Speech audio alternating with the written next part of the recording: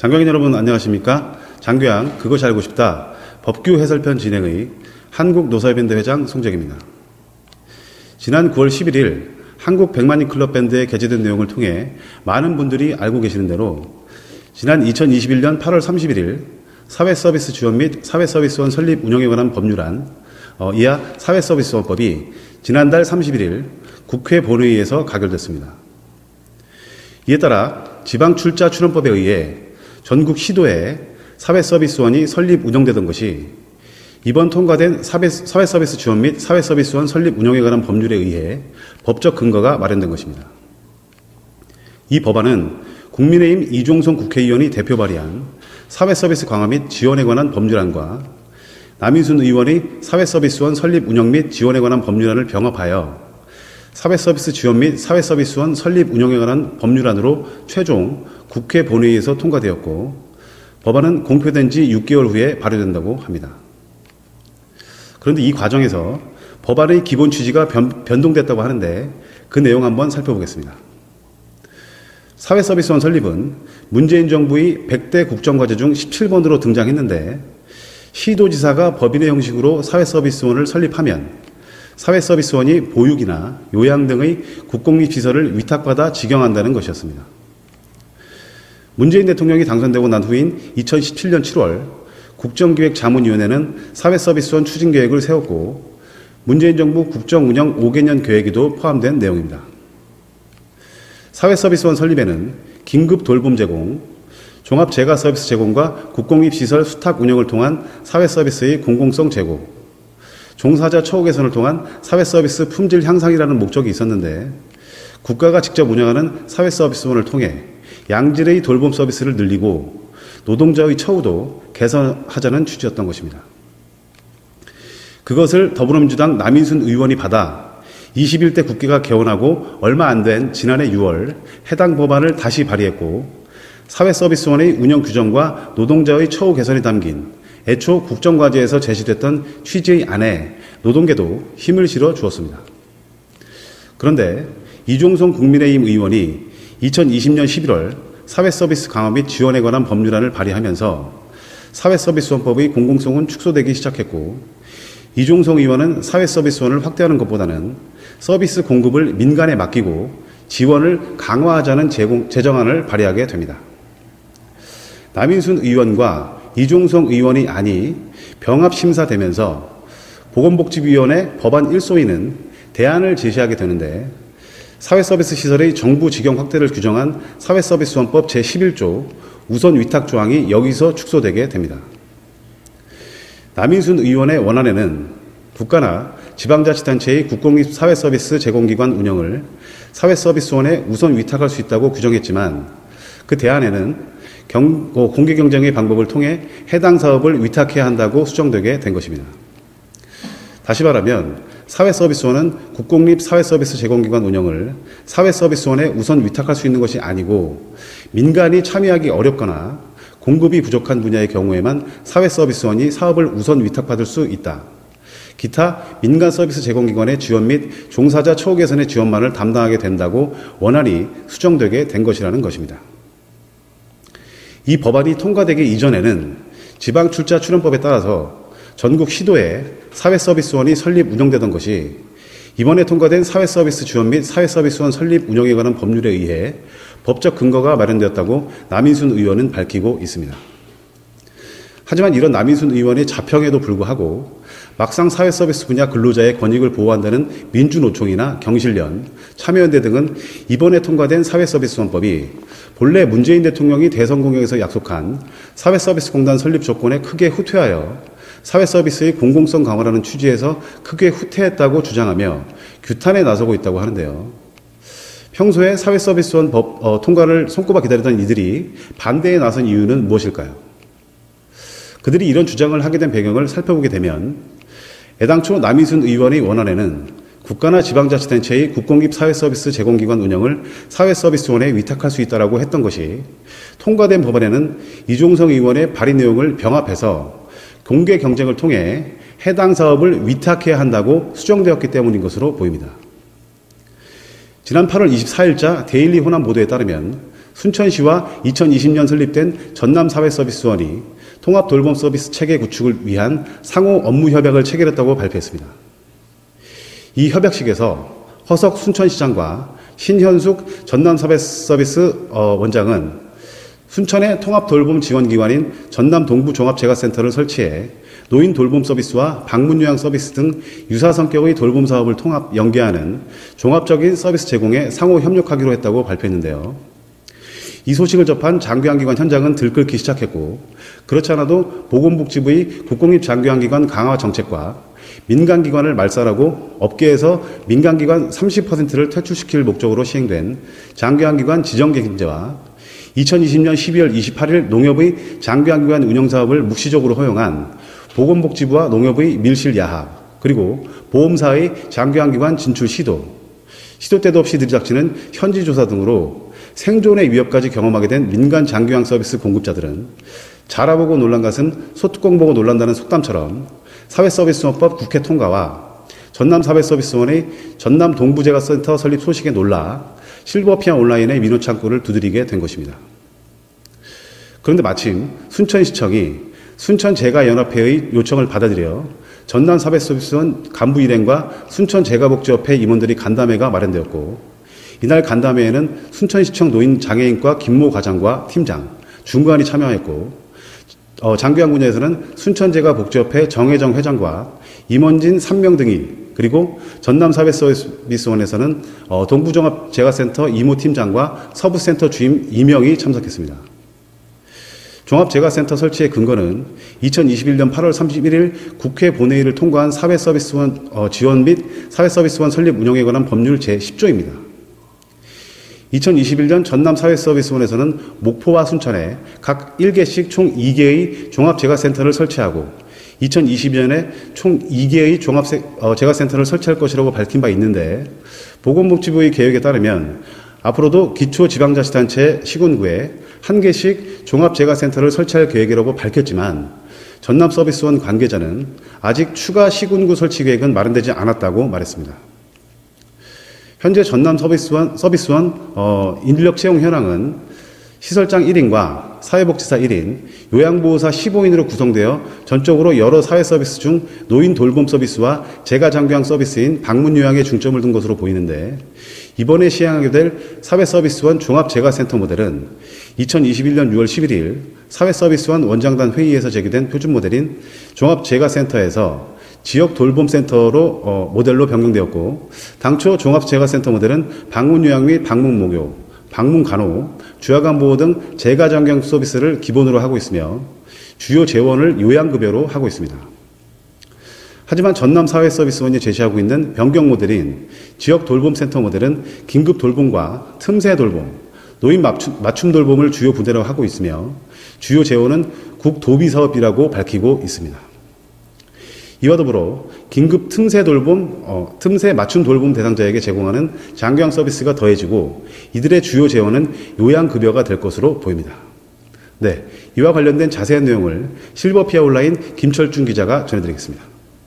전남사회서비스원이 제시하고 있는 변형 지역돌봄센터 모델은 크게 긴급 틈새 돌봄 서비스와 노인 맞춤 서비스, 재가장기형 서비스 등 3개의 영역으로 나누어지는데, 먼저 긴급 틈새 돌봄 서비스는 공공기관과 민간기관과의 연계를 통해 돌봄 공백을 지원하는 것으로 코로나19로 인해 긴급 돌봄이 필요한 아동, 노인, 장애인 등을 대상으로 가정 및 복지시설 돌봄 서비스를 제공하겠다는 것이고, 위기상 틈새 돌봄 사업에서 코로나19 이외의 위기상 발생으로 돌봄 공백이 발생한 아동, 노인, 장애인 등을 대상으로 가정 및 복지시설 돌봄 서비스를 제공하겠다는 것입니다만, 현행법상 노인 장교양 기관의 긴급 돌봄 서비스나 위기상 틈새 돌봄 사업은 관련 장교양 서비스 제공 기준 고시가 개정되지 않는 이상 급여 청구가 불가능한 것이 문제입니다. 여러분들도 잘 알다시피 장교양 기관에서 서비스를 제공하는 인력은 반드시 사회복지 정보 시스템에 등록되고 공단 포털에 등록된 종사자에 한해서 서비스를 제공할 수 있는 것이기 때문이죠. 두 번째 모델로 노인 맞춤 돌봄 서비스라는 것이 있는데, 원래 노인 돌봄 서비스는 재가장기요양기관으로 지정된 방문요양기관들이 수행하던 서비스였지만 2021년 국민건강보험공단이 운영 주체를 재가장기요양기관에서 종합복지관으로 바꾸면서 지방자치단체에서 선정하여 위탁한 공익기관만이 서비스를 제공하고 있습니다. 사회서비스원이 이 두 번째 모델을 지방자치단체로부터 위탁받을 수는 있지만 기존 업무수행 공익종합복지관 등과의 계약기간이 남아있고 새롭게 바뀐 사회서비스원법 제11조의 우선위탁 제한 사항에 따라서 지자체도 노인돌봄 업무를 위탁할 때 종합복지관과의 공정 경쟁에 따라 수행기간을 선정해야 하는 문제가 있기 때문에 100% 사회서비스원으로의 사업 위탁이 쉬운 일은 아닌 것으로 보인다는 것이죠. 세 번째 모델은 사회서비스원이 재가장기요양 서비스를 제공하는 일인데 이 부분이 기존 재가장기요양 서비스 공급자와 주로 겹치는 영역일 텐데요. 전남 사회서비스원은 이 서비스는 종합재가센터 돌봄 대상자에게 요양 서비스를 제공한다는 것이라고 말하고 있습니다. 이 서비스 모델의 첫 번째 대상자로 민간시설 돌봄 공백 대상자들을 들고 있는데 등급 판정에서 탈락하거나 진행 중인 경우 틈새 돌봄으로 연계하고 복합적이거나 중증의 어르신이어서 혹은 다른 이유로 민간시설에서 의뢰하는 어르신에게 장교양 서비스를 제공한다는 계획인 것이고 두 번째 대상자는 긴급 틈새 돌봄 등 서비스 제공 대상자로 이미 장교양 등급 판정을 받으신 어르신이 아닌 긴급 틈새 돌봄 등 종합재가센터 서비스 대상자 중 건강의 변화로 인해 장교양 등급 판정을 받은 어르신에 대한 장교양 서비스를 제공한다는 것입니다. 하지만 이 모델에서도 기존 재가장교양 서비스 공급자와의 충돌이 예상되는데 등급 판정에서 탈락한 어르신들도 장교양 기관 미등급자로서 기존 민간 재가장교양 기관들이 서비스를 할 수 있기 때문이고 복합적이거나 중증이 어르신들이어서 돌봄이 어려운 대상자들도 이미 기존 재가장교양 기관들이 업무를 수행해 왔기 때문에 사회서비스원만이 할 수 있는 대상 모델이 아니라는 것입니다. 다음으로 건강의 변화로 인해 장교양 인정등급을 받으신 어르신들에게 장교양 서비스를 제공하는 것도 앞으로 사회서비스원과 기존 재가장교양 서비스 공급자 간의 심각한 경쟁과 갈등이 예상되는 부분입니다. 민간기관들이 우려하는 것은 재가장교양 서비스 부분에서 사회서비스원과의 충돌이 발생하는 영역에서 공정한 경쟁이 이루어져야 하는데 종사자 처우 개선의 명목으로 공권력이 월급제나 또는 추가 수당 등의 방법으로 사회서비스원 종사자에 대한 특혜를 주는 경우 국가가 주관하는 동일한 사업에 사회서비스원에게만 특혜를 줌으로써 민간 서비스 공급자 생태계가 파괴되는 위험에 빠지게 되는 것은 전형적인 국가주도 불공정으로 지탄을 받아 마땅할 것입니다. 이날 간담회에서 밝혀진 전남 사회서비스원의 긴급 해결 난제는 재원 마련으로 보이는데 계획하고 있는 일부 모델을 살펴보면 인력 구조는 재가장교양 서비스로 구성해 놓았지만 관련 법규나 고시로 장교양 서비스를 수행한다는 것이 제한되는 부분이 다소 상존하고 긴급 틈새 돌봄 서비스를 수행한다고 해도 장교양 급여 청구를 할 수 없기 때문에 무료로 하거나 다른 재원을 만들어야 하는 상황이 발생할 것으로 보인다는 것입니다. 이 경우 채용할 요양보호사 등의 월급제 또는 최소한의 시급제 급여마저도 지급할 수 없는 상황이 발생할 수 있는 것이죠. 그리고 재가장교양 서비스 부분도 사회서비스원만이 할 수 있는 영역이 아니기 때문에 민간이 돌볼 수 없는 대상자를 명확하게 규정하는 것이 어렵고 더구나 민간 서비스 기관에서 일하고 있는 요양보호사들이 사회서비스원에 기대하는 가장 큰 요인은 시급제로 지급받는 급여를 월급제로 전환해 공공기관에서의 신분적 안정을 확보하는 것인데 이번에 전남 사회서비스원에 설치하고자 하는 2개의 종합재가복지센터의 요양보호사 월급제 시행이 재정 확보가 담보되어 있지 않아 시급제로 실시하게 된다면 근로자들의 반발이 거세질 것으로 예측됩니다.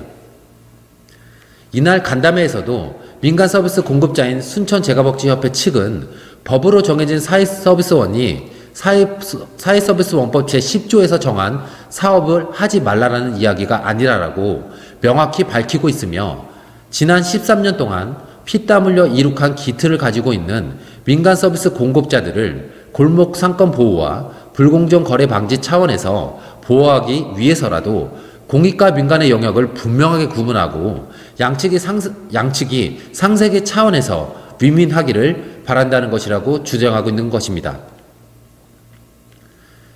현재의 상태로만 본다면 보건복지부가 어떤 명목으로 사회서비스원이 생존할 수 있도록 재원을 확보할 수 있을지가 전남 사회서비스원 생존의 가장 큰 중요한 관건이 될 것입니다. 간담회의 말미에 순천제과복지협회 정혜정 회장은 민간 영역과 사회서비스원 갈등 구조 없이 상생의 관점에서 사회서비스원은 노인돌봄 등 공적 영역에서 충실하고 기존 재가장기형 서비스 공급자들은 민간 영역에서 재가장기형 서비스 제공에 충실하도록 역할 분담이 필요하다고 강조했습니다. 이에 대해 공공정책시민감시단 강세호 총재는 탁상 공론의 전형적인 모습이다. 민간 서비스 기관이 모실 수 없는 어르신을 도대체 어떤 방법과 노하우로 사회서비스원이 모실 수 있다는 것인지 주로 실패한 정부 정책에 나오는 이야기 중에 하나이며, 이들은 요양보호사의 급여를 월급제로 전환한다고 하고 있지만 아직 예산이 없어 시급제로 요양보호사 급여를 제공한다는 것인데, 우선 법적으로도 그렇고 현실적인 재원 부족으로 인해 전남 사회서비스원이 성공한 확률은 그리 높지 않다는 것이 팩트로 보여진다라며, 우리 장교양인 여러분들께서 사회서비스원법이 만들어지고 이완저만 고민이 아니겠지만 너무 걱정하지 마시고 사회서비스원과 정면으로 공정한 경쟁을 해보겠다는 생각을 하시는 것이 좋겠다라고 조언했습니다. 시작 단계에서부터 여러 곳으로의 비판의 목소리가 쏟아지고 있는 가운데 종이 호랑이가 되어버린 사회서비스원이 문재인 대통령의 공약대로 제대로 된 역할을 수행할 수 있을지 귀추가 주목되고 있습니다. 이상 사회서비스원법 통과 관련 소식 실버페어 온라인 김철중 기자 전해드렸습니다. 감사합니다.